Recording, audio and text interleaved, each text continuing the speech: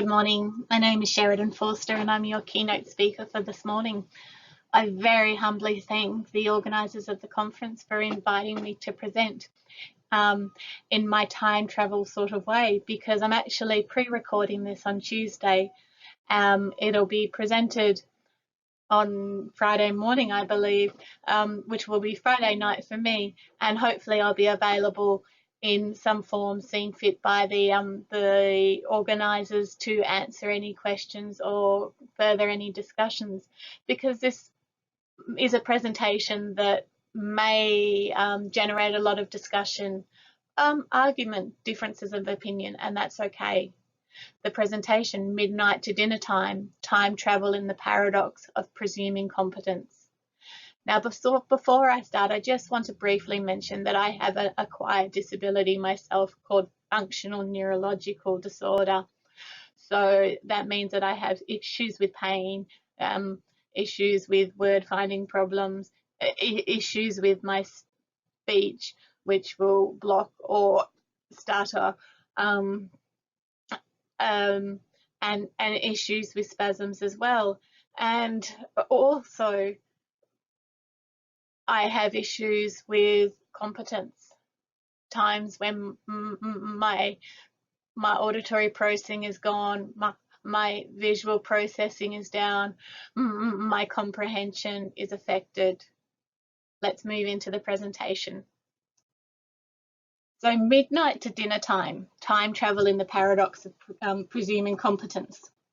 And what I've set up here is a spiral of time, starting from the centre at midnight, going around to breakfast, 6 a.m, looking at morning tea, about 9 a.m. I skipped lunch and went straight to afternoon tea, about 3 p.m, and then dinner time. And then I realised that dinner time might be a bit of a problem because different people might have different concepts of when dinner time occurs. But for the purpose of this presentation, dinner time is the meal that you have at the evening. And we're going to trace around this time travel of just a simple day to look at different things that have happened over time.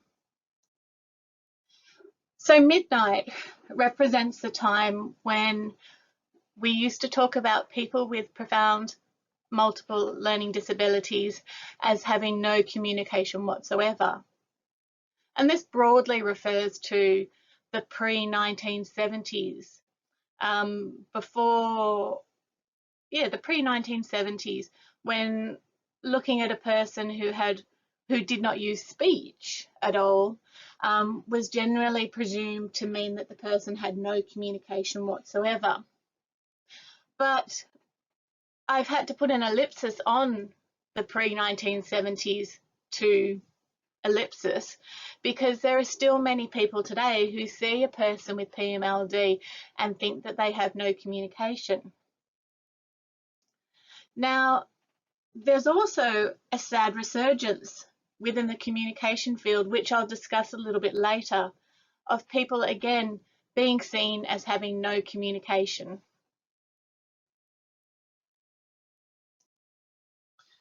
But breakfast time was in many ways the era of communication. Our researchers in mother-infant interaction were starting to look more deeply at what was occurring for infants, for the people between 0 and 12 months. And because they were moving away from just seeing the form of communication, that is, seeing that speech is the only form of communication, they were moving away and they were looking at how the different things that the infant was doing actually formed a function or pragmatics. They were able to request things, they were able to draw people in, and it was thanks to these researchers in the 1970s and 80s that we were able to move on to this idea that everyone communicates. We think of the work of Bates, the work of many others who I've got surrounding me, the work of Adamson, Markova, the wonderful book by Bulwer, where she collected information about before speech. or other edited chapters before speech. And they were able to see that infants in this first 12 months were having rich communication. There was at the time still a separation, a bit of a separation between conversation about social communication and more, shall I say, instrumental communication, things like requests or things like commenting, things like that. So there was conversation about social communication. There was a recognition that babies were social from the moment that they were born, but a slower recognition that there was particular forms that they were able to do. This opening of it, of recognizing that infants were communicating, and I believe it was Bates through the following the work of Bruner, she talked about perlocution. So the communication that occurs because the partners are seeing the person doing something and they're interpreting a meaning from what the person is doing. So this was an era of watching people and interpreting what they could be meaning by what they were seeing. And this also led to a change in the way that communication of people with severe disabilities was seen. No longer communication was just about speech. Communication was now about all different modalities, your movements, your gestures, your facial expression, your sound, all the different things, the way you were using your eyes could be recognized as a form of communication. And at that time, it was largely recognized as a form of communication that was reliant on somebody interpreting what the person was doing. Now, there were other academics, researchers who were looking at communication in a different way.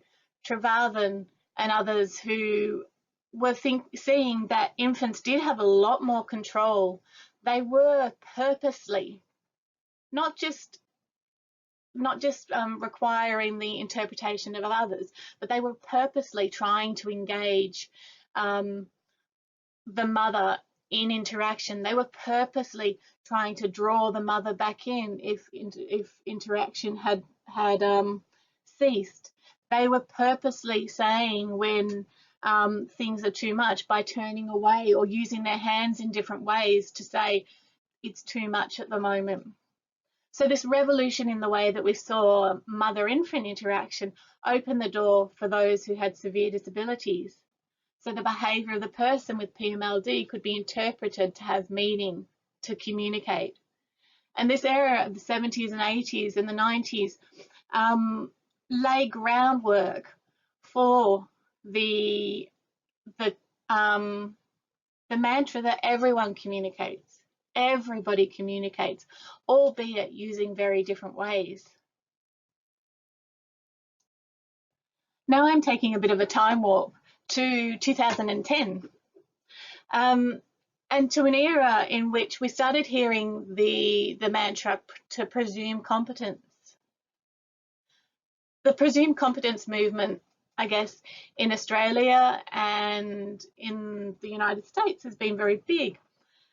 And it's come from various different directions and it's come to have various different meanings.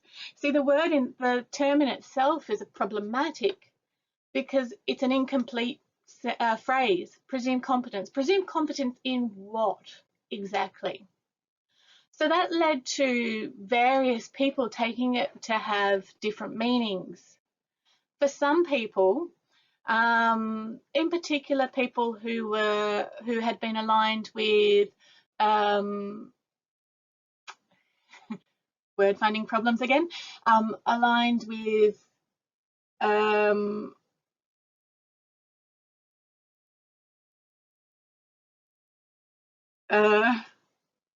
Rosie's work, facilitated communication. For people who had written about presumed competence, which is its original origins, for them it very much meant that perhaps the person could understand everything that you were saying to them and that they were just waiting for the right communication device to come along to unlock the door. It was a presumption that the person didn't have an intellectual disability.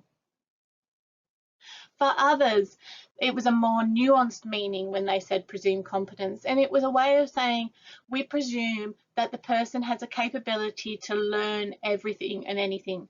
And in particular, there was a strong focus on presuming that the person had the ability to become literate and be able to use that literacy to then be one of their main forms of communication. And the presumed competence level was always about working towards the next level of competence, of communication, of skill, always believing that the person could get the next level.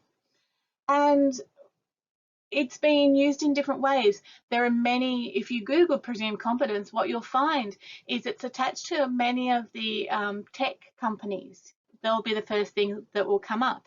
So many of the tech companies saying that presuming competence is the only prerequisite to developing communication aid use. Was very much linked to communication devices and communication books.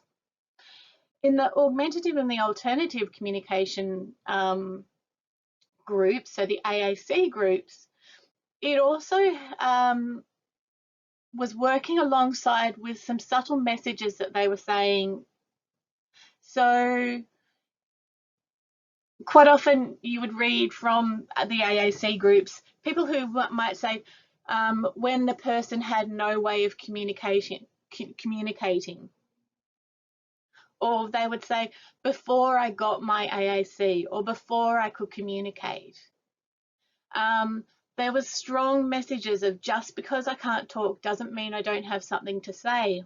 And with that, there was a subtle undertone of the person having a clear message of what they want to say, but only by virtue of not having a device or a system to be able to say it, they could not say it.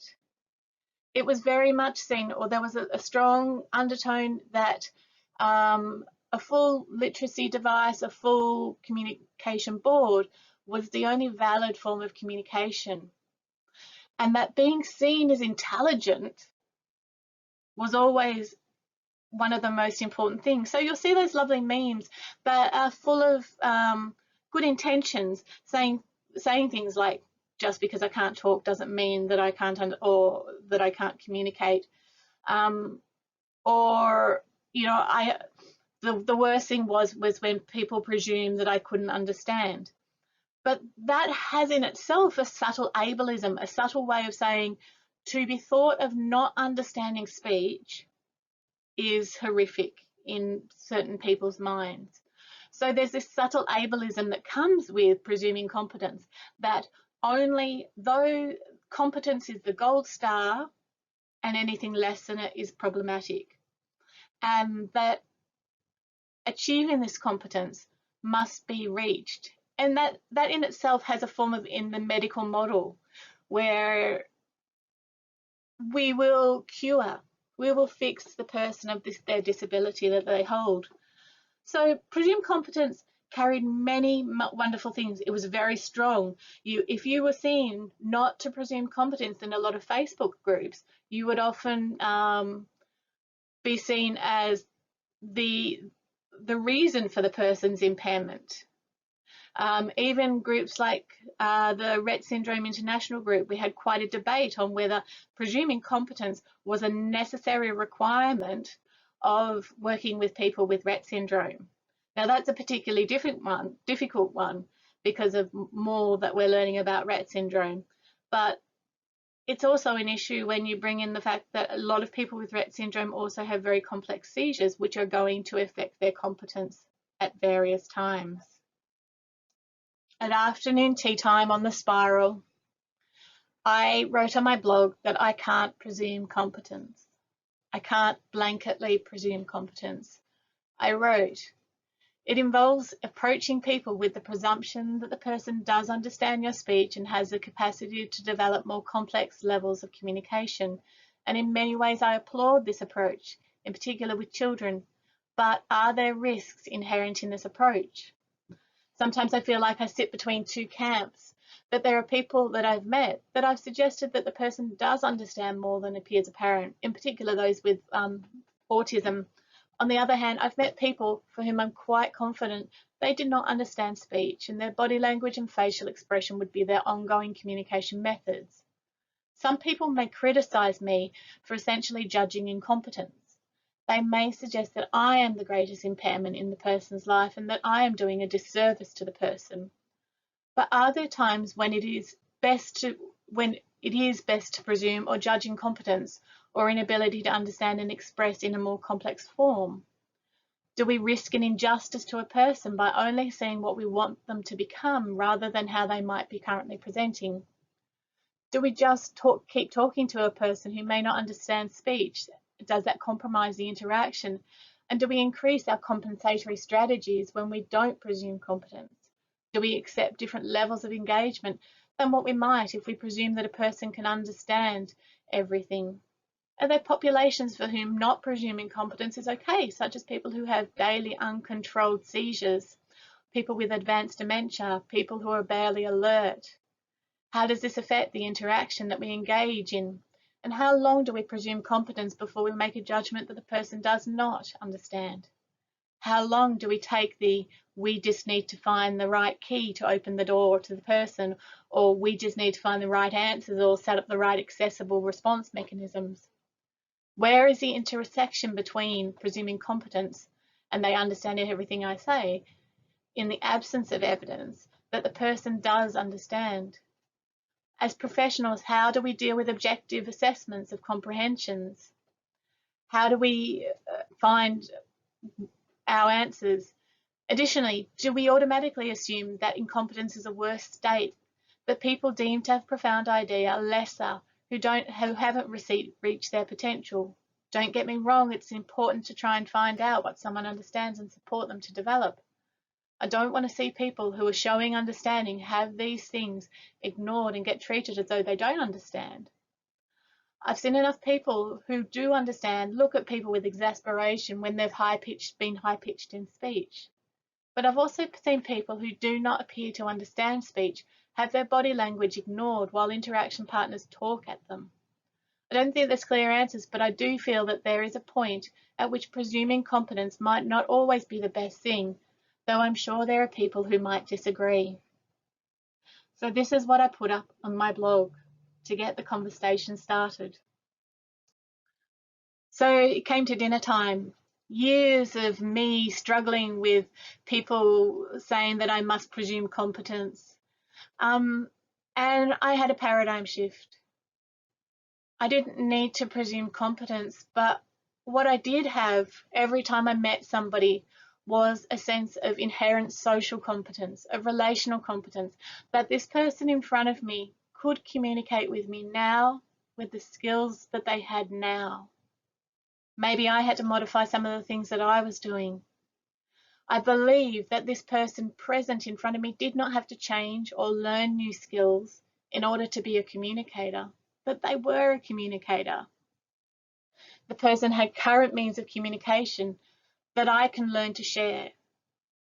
And my way of working with them would be to document their now communication, document what they could do now as a communicator, as best as I could understand, as best as I could guess, as best as I could explore. Document that in reports and help others to use their now communication with the person. Then to build on other greater skills. But if we neglected what the person could do now by only focusing on what we hope the person would do in the future, we were missing the person's inherent social competence.